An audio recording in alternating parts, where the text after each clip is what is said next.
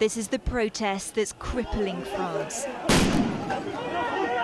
With simmering anger over changes to employment laws that affect almost every single public sector worker in France, now boiling over into violence on the streets.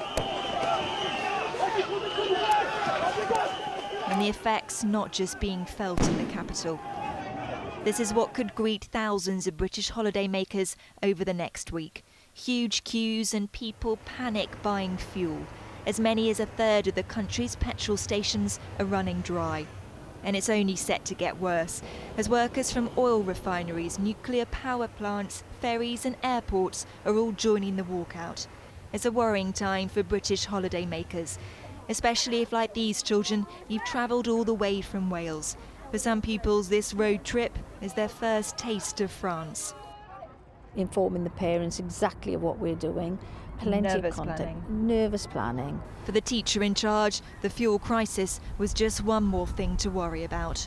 2 years ago we started planning this trip, and the migrant crisis was very new. That obviously escalated, and then the terrorists plot, but we had to assure our parents we were nowhere near Paris. This crisis is so late on in the planning that I think we've just had to go with it now, and parents have just had to hope for the best and think that we'll get them all home, I'm sure.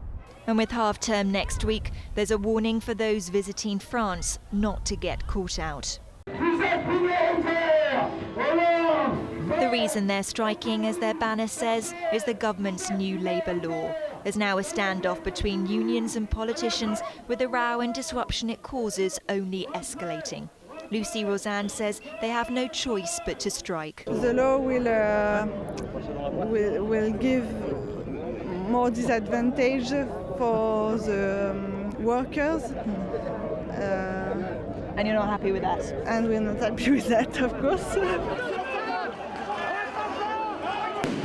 With unions threatening yet more strikes, it may not be the French summer holiday many will have hoped for. Charlotte Grant, 5 News.